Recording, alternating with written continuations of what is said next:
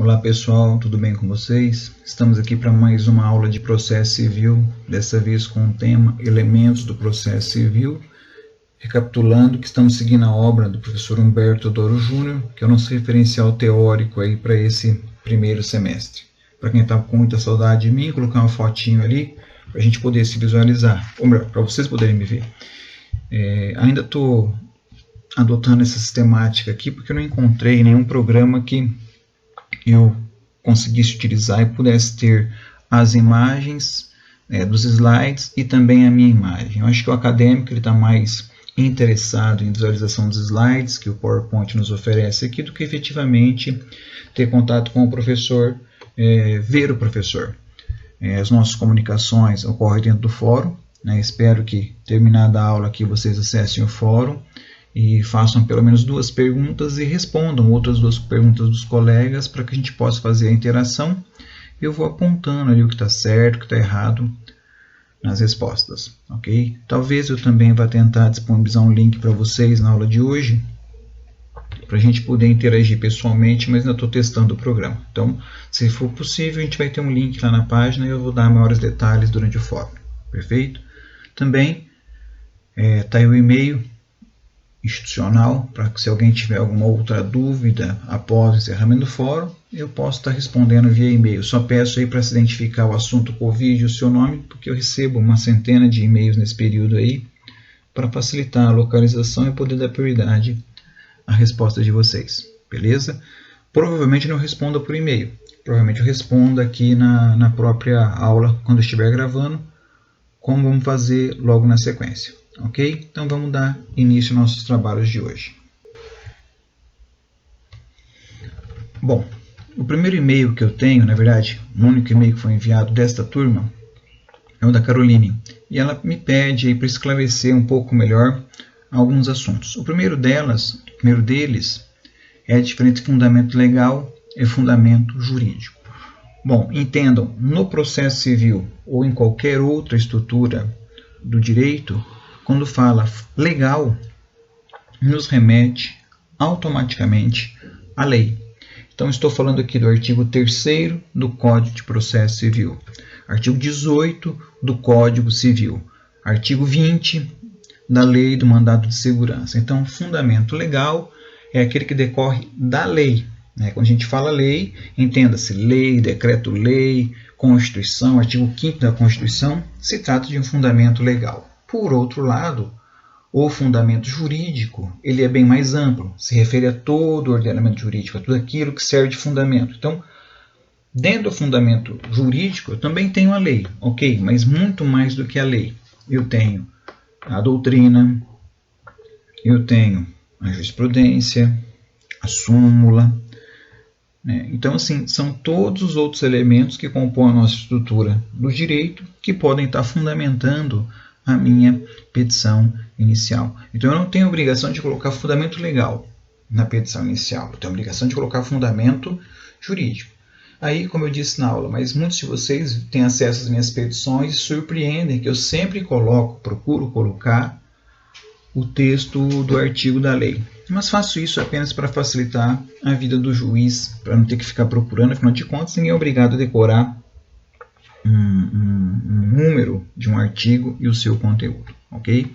Então espero, Caroline e colegas, que tenha ficado um pouco mais claro agora a explicação. Se não ficou, pergunta de novo, eu arrumo outra forma de esclarecer, perfeito? Adiante. Causa de pedir próximo e causa de pedir remota. Realmente essa se mostra uma dificuldade muito grande no aluno.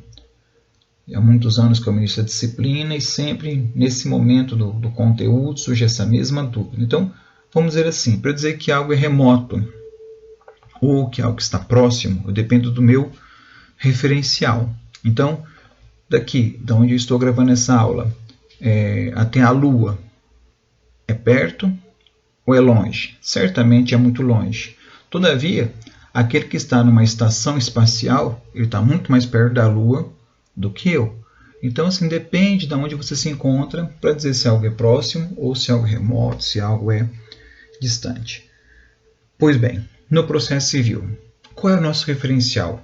É a Lua? Não. a referencial nossa é o início do processo, é o início da ação. Então, o que está mais próximo da ação? Vamos usar lá, acho que na hora eu usei o exemplo da ação de despejo. Por que alguém propõe um despejo contra outra pessoa? Um dos fatores é porque não houve o pagamento do aluguel. Então, qual foi a primeira coisa que aconteceu? A primeira coisa que aconteceu entre as partes foi o contrato. Qual foi a segunda coisa que aconteceu? A segunda coisa que aconteceu foi a inadimplência, o não pagamento.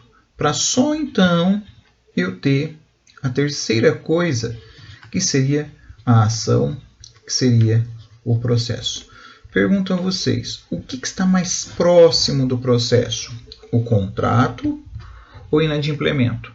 Por óbvio que o que está mais próximo é o inadimplemento. E o mais distante é o contrato. Então eu tenho sempre que pensar, o que deu origem ao problema?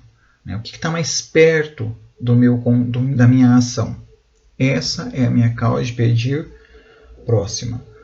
O professor Luiz Rodrigues Wambier, naquela obra Curso Avançado de Processo Civil, ele menciona que a causa de pedir próxima é o ilícito, é aquilo que deu origem ao processo. Então, eu posso ter N causas remotas e nunca precisar de um processo, e nunca necessitar de entrar com uma ação, porque não houve o ilícito. Por exemplo, um acidente de trânsito. Se a pessoa desce e paga a indenização, precisou do processo? Não, não precisou, porque houve o dano foi sanado. Agora, se eu precisar entrar com a ação, o que eu vou contar para o juiz? Na nossa causa, nossa história lá.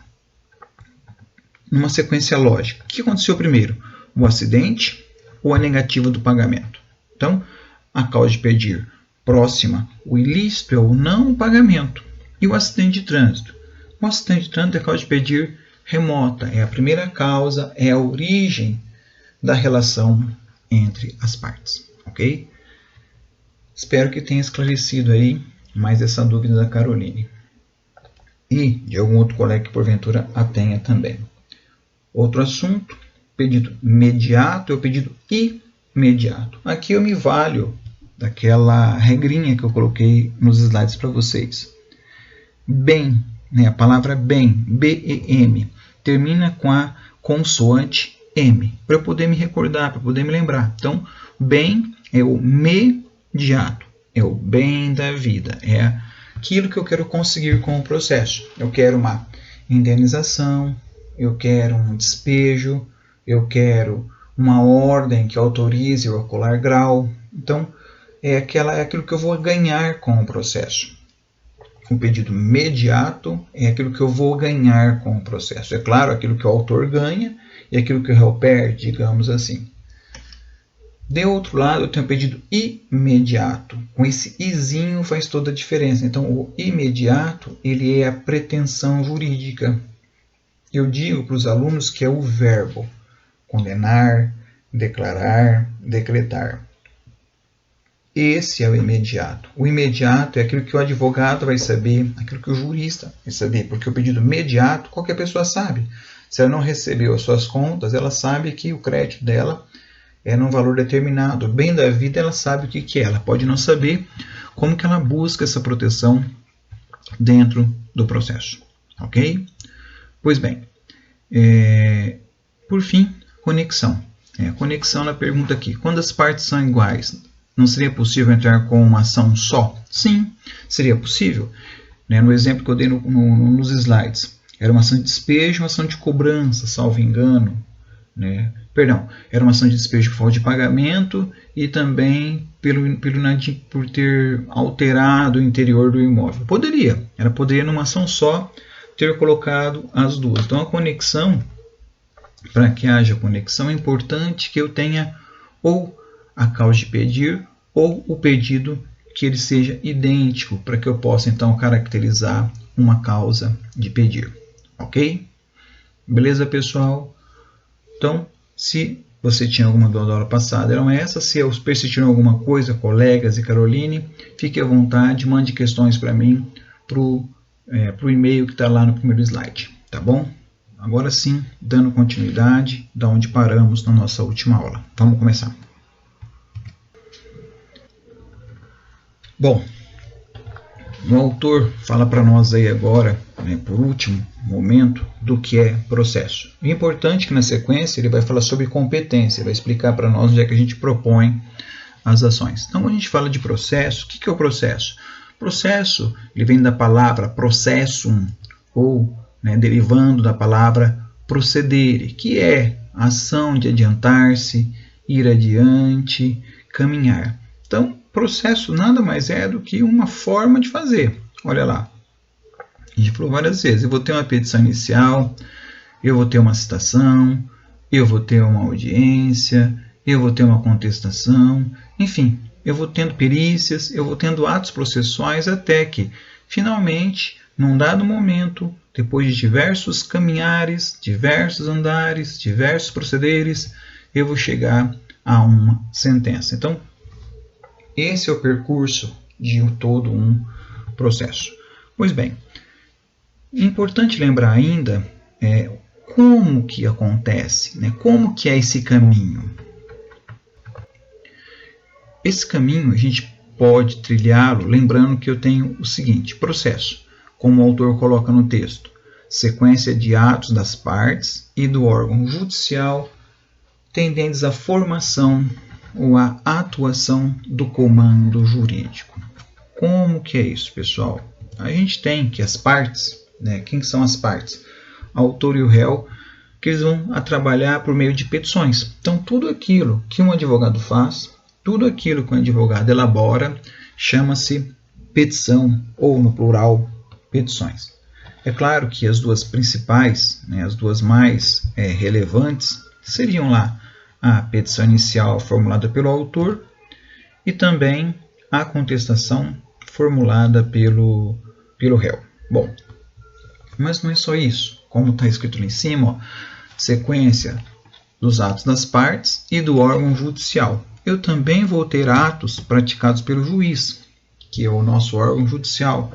O juiz vai praticar despacho, que é mero encaminhamento dentro do processo, marcação de uma audiência, por exemplo, ou ainda uma decisão interlocutória, quando ele autoriza lá o que a gente já estudou, uma tutela diferenciada, uma tutela sancionatória, uma tutela inibitória. É uma decisão que ocorre no meio do processo, mas que tem como principal característica, ela não põe fim ao meu processo, ela ainda permite, ela exige uma continuidade desse processo. E por fim, um dos atos mais importantes do juiz, talvez o mais importante, é a sentença, que é quando então finalmente ele vai pôr fim a esse processo, decidindo o mérito ou não da causa. É claro que, como ficou muito descrito aí a todos vocês, o processo se desenvolve de forma que as partes estejam sempre colaborando com esse andamento. Ora, são as partes, ora, é o juiz que faz com que esse processo tramite, ande. Lembrando sempre que ele está sujeito aí ao impulso oficial, como bem estabelece lá o nosso Código de Processo Civil, no seu artigo 2º ou 3º. Ok? Então, essa é a ideia aí do processo. Conjunto de atos praticado pelas partes e pelo órgão judicial. Vejam, pessoal, estou tomando cuidado aí com a gravação do áudio, estou tomando cuidado com a entonação das palavras, então espero que esteja ficando claro para vocês. Se não está claro, me avisa que eu vou poder melhorar. Nos primeiros slides, primeiras aulas, alguns colegas reclamaram da altura, embora não foram todos, mas procurem melhorar aqui para que todos tenham a melhor qualidade, ok? Qualquer questão, então, manda um e-mail para mim que eu procuro melhorar. E se gostou, coloca um like lá também no nosso YouTube, beleza? Bom, o que a gente tem que falar agora? Temos que falar da relação processual. Como que se constrói essa relação? A gente já falou dela, mas não tínhamos dado até agora o nome aos bois. Então vamos lá. Todo processo eu vou ter essa pessoinha que está aí, ó, sozinho, perdido. A gente chama ele de quê? A gente chama ele de autor. Esse autor, como a gente já aprendeu não pode exercer a autotutela, ele vai poder buscar sua proteção aonde? Vai poder buscar sua proteção lá no estado juiz, que é o responsável pelo julgamento dos processos. Esse juiz, como está destacado aqui, ele tem que estar entre as partes e acima delas. É uma forma da gente poder garantir, né, a imparcialidade, poder garantir a isonomia de tratamento às partes, lembrando que esse é um juiz natural, um juiz que tem lá as suas garantias, um juiz que tem que primar pela imparcialidade. Eu acho que eu já falei sobre isso, ok? Depois que o autor levou o seu problema ao estado juiz, esse juiz deve fazer o quê? Deve dar continuidade, chamando para o processo a figura do réu. A partir do momento que eu tenho autor e réu participando do processo, e como é que o réu vem participar? Por meio da citação, a gente vai ter construído a partir de então o que a gente chama de relação processual. Antes da citação do réu, o processo pertence apenas ao autor, e por isso ele tem total disponibilidade. Ele decide o que quer fazer com o processo. Se ele quiser mudar, ele pode. Se ele quiser parar, ele pode. Agora, a partir do momento que o réu foi citado, a partir do momento que o réu está participando, algumas restrições processuais podem e devem acontecer. A gente vai aprender isso mais à frente. Uma questão talvez até boba para muitos de vocês, mas só para a gente esclarecer. O autor promove a ação contra o Estado, não é contra o réu. O autor não tem nada, teoricamente, de imagem contra o réu. Aqui, ó. Na prática, ele quer bater no réu, mas teoricamente, isso aí, da índole do processo civil, autor de uma violência do outro, ele propõe ação acima dele, reclama para que a coisa possa, por sua vez, funcionar. Vai poder buscar. O texto continua e traz lá para nós duas classificações. Como vocês podem observar, eu não estou lendo o texto para vocês, eu não estou lendo tudo, eu estou destacando aquilo que eu reputo mais importante. Nada impede, inclusive é recomendável que aquilo que você não entendeu, por favor, pergunte para mim, porque eu estou aqui para poder esclarecer a vocês, ok? Bom, quais são esses elementos? Aqui, pessoal, é um raciocínio que eu, toda vez que aparece a palavra, eu insisto com vocês. O subjetivo depende do pensamento, depende da vontade da pessoa. Então, quais são os elementos subjetivos do processo? São as partes e o órgão jurisdicional, que são os sujeitos principais do processo. Há também os sujeitos secundários, que atuam como auxiliares, tais como escrivão, oficial de justiça, depositário, avaliador, perito. Então, por que subjetivo? Porque eu tenho que pensar quem que são as partes, são os efeitos da qualquer pessoa pode ser parte, qualquer pessoa pode ser réu. Bom, dentre os efeitos, o primeiro deles que o autor traz para nós são os direitos processuais, né? Acho que o que vocês devem se lembrar sempre é isso aí, ó, participar em contraditório de todos os atos do processo. Esse eu diria que é o mais importante direito que toda parte tem. Isso, seja o autor, quando ele vai lá, está propondo a ação, por meio da sua petição inicial, seja o réu, quando por meio da contestação traz lá a sua defesa, exerce a sua defesa, né? É um direito das partes recusar um juiz suspeito. Lembra da imparcialidade? O juiz tem que ser imparcial.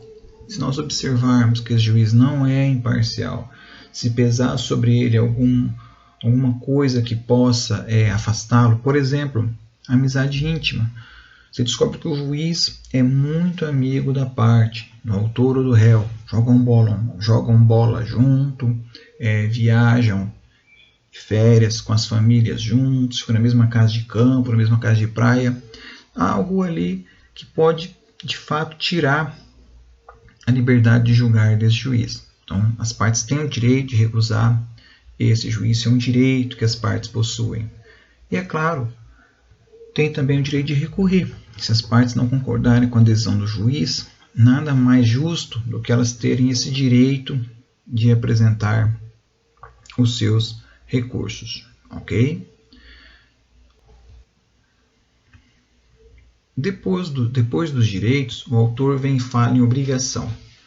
Obrigação, dentro da seara do direito processual, pensa sempre em prestações econômicas. Sempre que você pensa em obrigação, é o que traz ali um custo, seja ela lá a taxa judiciária que as partes têm que pagar, as despesas processuais, como por exemplo,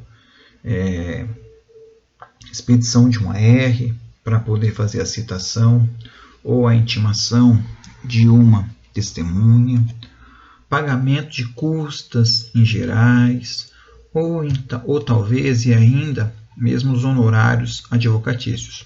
Tudo isso são obrigações. Então ele tem direito a participar em contraditório, mas ao lado desse direito ele também tem que arcar com as suas obrigações. Obrigação essa pecuniária. Ainda, ele tem, além das obrigações que eu já falei a vocês, remete à ideia de dinheiro, ele também tem alguns deveres. Nesse momento, a gente faz a distinção. Aqui são outras prestações, outros aspectos que as partes têm que praticar, mas não há vinculação econômica, não tem dinheiro envolvido, tá? É claro que o não cumprimento poderá gerar sanções, tanto de índole penal ou econômica. Então, às vezes você pode ter uma criminalização do ato e ainda ter que pagar pela não prática daquele ato processual. A título de exemplo, o autor traz, e eu repito aqui, a lealdade processual. Não custa nada ser leal no processo. A partir do momento que você não for leal, aí sim, né, você poderá ter alguma multa. Então, vamos separar bem a coisa. Vamos começar do princípio. Dever é algo que você tem que fazer. Agora, se você fizer, você não vai ter problema nenhum. Agora, se você não fizer, aí você poderá ter sanções pecuniárias, sim, diferente das obrigações, porque as obrigações sempre serão pecuniárias. Sempre você terá que fazer, sempre terá que cumprir essas obrigações, ok? E vai ter o pagamento. Nos deveres, não. Lealdade processual. Basta agir de forma clara, limpa no processo, que você não vai ter despesa nenhuma. Testemunhar. Não custa nada para a testemunha estar presente. Ela vai estar lá simplesmente para colaborar. É um dever seu. Agora, se você não fizer com o dever, você poderá responder por falso testemunho. Não ir silenciar pode caracterizar falso testemunho, sim. Além de ter que pagar a multa. Se a testemunha não comparece, ela vai ter que arcar com as despesas do processo para que ela possa ser ouvida numa outra oportunidade. Exibição de documentos. O juiz pode determinar a apresentação desses documentos. Se não apresentar, vai ter multa. Se não apresentar, vai ter o descumprimento de ordem judicial, podendo ser penalizado lá criminalmente com reclusão ou detenção, dependendo do tipo de crime que caracterizou a não entrega desses documentos. E nós temos o ônus. Vejam, quando eu falava, agora há pouco, dos deveres processuais, a testemunha. Testemunha é uma terceira pessoa alheia ao processo, diferente do autor e o réu. O autor e o réu, eles não têm deveres. Não é que não tenha deveres. Eles também têm deveres, mas o que eles têm é o ônus. O principal item para nós são os ônus, que só estão adstritos às partes. A título de exemplo, o réu, ele é obrigado a contestar? De jeito nenhum. O contraditório, já cansei de falar para vocês, ele é caracterizado pela oportunidade que eu dou ao réu para que ele possa, querendo, contestar. Então, contraditório é a possibilidade de defesa. Então, o réu não contestou. A gente vai multá-lo? Não. Os fatos alegados pelo autor serão considerados verdadeiros. Então, ele não tem obrigação nenhuma. Agora, tem uma consequência, que é a presunção de veracidade. Provas. As partes são obrigadas a apresentar prova? Não. Ninguém é obrigado a apresentar provas. Mas a gente sabe que os fatos não provados não serão levados em conta pelo juiz. O juiz não vai considerar aquilo que não foi provado. Vencido não recorre. Olha, de toda decisão judicial cabe recurso. Quem perdeu é obrigado a recorrer? De forma nenhuma. Né? Quem perdeu não tem obrigação nenhuma de recorrer. Todavia, em não correndo, a sentença vai transitar em julgado e vai se tornar imutável. E depois a parte não vai poder reclamar, né, daquilo que o Estado juiz decidiu. Todos esses artigos aí se referem ao Código de Processo Civil.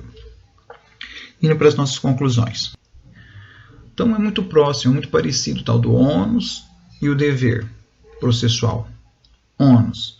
As partes são livres para cumprir. Se não cumprir, vai ter consequência. Ou seja, como mencionei agora há pouco, não apresentou provas, qual é a consequência? Presunção de veracidade. Ali os fatos não serão levados em conta pelo juiz, na verdade. Né? Então, aquilo que não foi provado, o juiz não vai considerar para sua prova. Diferente do dever, que pode gerar sanções pecuniárias. A primeira delas é a obrigação da testemunha em testemunhar. Não testemunhou, poderá pagar uma multa, poderá ser levada à força para prestar esse testemunho. A lealdade processual, se a pessoa não for leal, poderá ser condenada, porque a gente chama de litigância de má fé, e vai pagar uma multa processual.